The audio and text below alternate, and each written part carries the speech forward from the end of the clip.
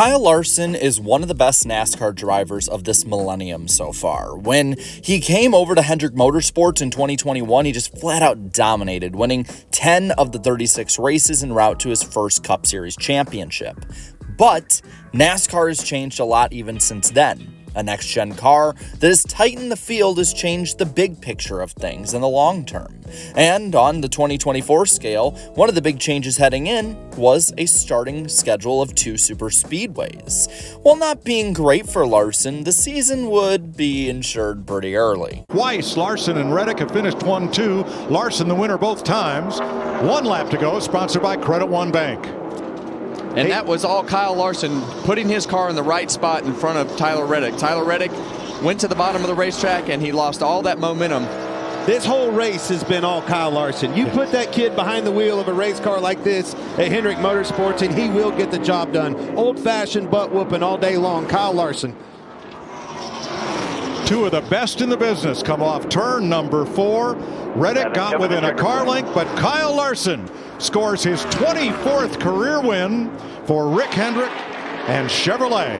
While not pouring it on with the wins, Larson would be able to nab the regular season lead early with consistency, leading as well into a May that fully revolved around him in the world of racing, starting at Kansas. Chris Buescher back down on the bottom of the racetrack. Kyle Larson's going to have one more shot at it, and it's going to become a cat and mouse game as you get into turn 3, which direction to go. Where do you go? Larson up top, all the way up top. Buescher. He's on the outside. He's in position. He's got it. And here comes Truex. They're going to close right to the 2 leaders. Coming to the line. Clash together. I believe Buescher. I think you're right. It's so close. This is going to be a huge win for Buescher. They're excited. I think it's him, Kevin. Uh-oh, boys. Buescher is ahead. Larson is coming. It's like the Kentucky Derby. Oh, it's my that God. close. It's Larson. Larson dipped his feet into the IndyCar scene, attempting the double with the 2024 Indy 500 and the 2024 Coke 600.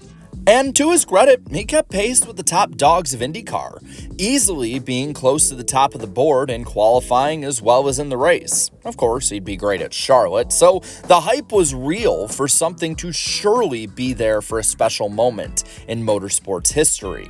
The only thing that could stop him was himself and the weather. Rain would delay the start at Indianapolis and force him to miss the start of the 600. A late speeding penalty also ruined any shot of him competing for the win.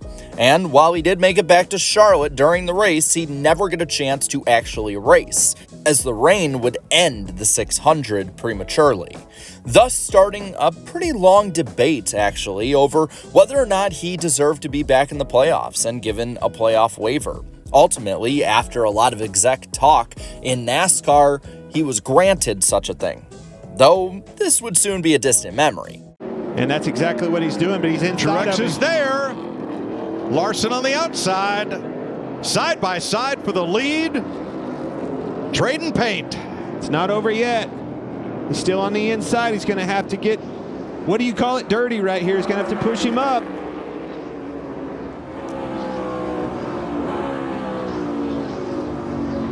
And you can see them both slipping and sliding around. Buescher's tires are just worn out. The 17 quarter, clear. Truex to the lead. Larson to second. But it's not over. It's far from over. 9 to go.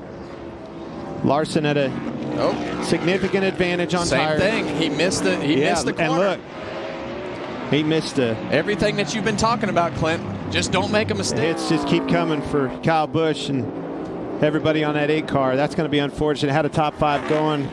That's a tough one. Last lap. That is a tough one. Last corner for Elk Grove, California's Kyle Larson. The 31-year-old is going to power off turn 11. Take this little kink here to the checkered flag. And Kyle Larson scores his 26th career win. Trying to roll. That's Ryan Preece, and he is trying to roll, but he's got a flat right rear tire. Out of 4. Will they see the white flag? Larson in front, Reddick running second. One more time around.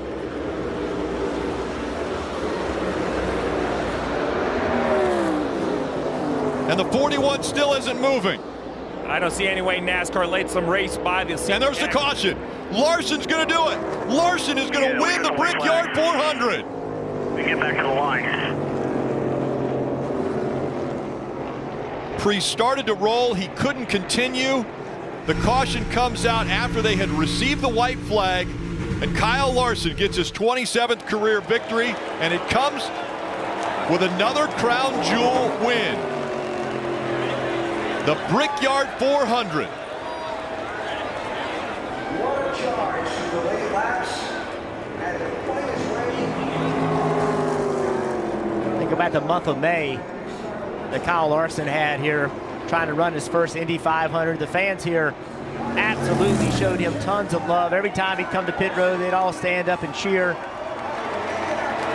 Brickyard 400, baby, hell yeah!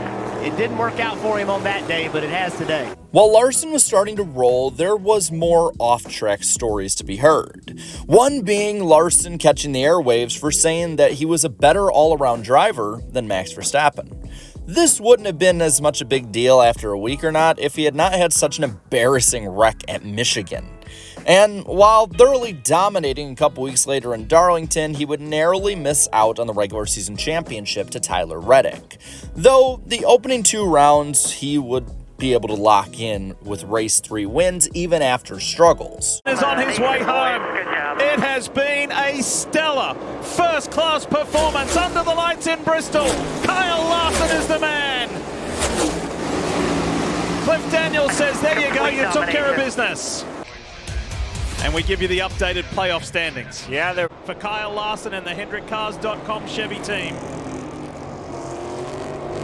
Everybody here at the track has been raving about the weather this week. It has been just beautiful. And on a sunny fall afternoon, this California kid has just been dominant.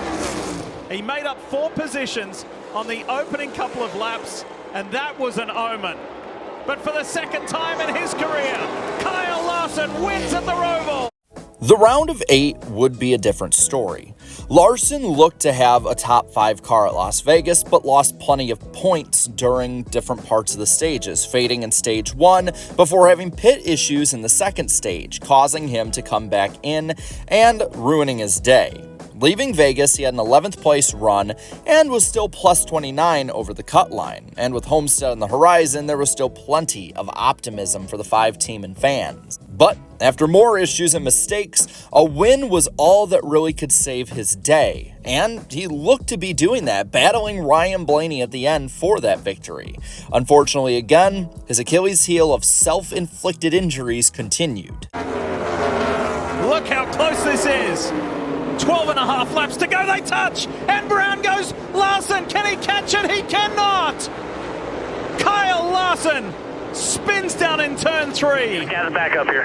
Keep rolling, keep rolling, keep rolling. You're good, keep rolling. Falling ultimately to 13th, Larson would go from leading the points side of the playoffs to being 7 out of the top 4 heading into the Championship 4 deciding race in Martinsville. Getting 12 stage points would have been able to help, but seeing how his teammate and other playoff drivers were running up front and possibly could win, it was going to be a win that he'd have to get through. Though, at the end, through strategy and some chicanery, Larson would end up being in the position to get that done. Yet, as it went, he was the one who had the lesser tires. Meanwhile, his teammate Chase Elliott and fellow competitor Ryan Blaney had better tires and better cars, running him down, with Elliott eventually getting by, and then, with a bit more of a fight, Ryan Blaney. With 71 laps led, he would have to settle for a 3rd place run as Ryan Blaney got himself from the outside looking in, and Larson would be that guy permanently on the outside looking in. While the controversy around the 20 and the 24 did briefly give some hope that maybe the 5 could trip their way into contention, it was all for naught. Ultimately, his teammate William Byron would make it in, and Larson, well, the best he could finish in 2024 would be 5th in the points. And that leaves many to wonder. What if Kyle Larson could have attempted and maybe even won the 600? How much could that have changed? What if Las Vegas and Homestead hadn't been such badly executed races on his part and the team's part? What if, in 2024, Kyle Larson could have captured his his missing ring.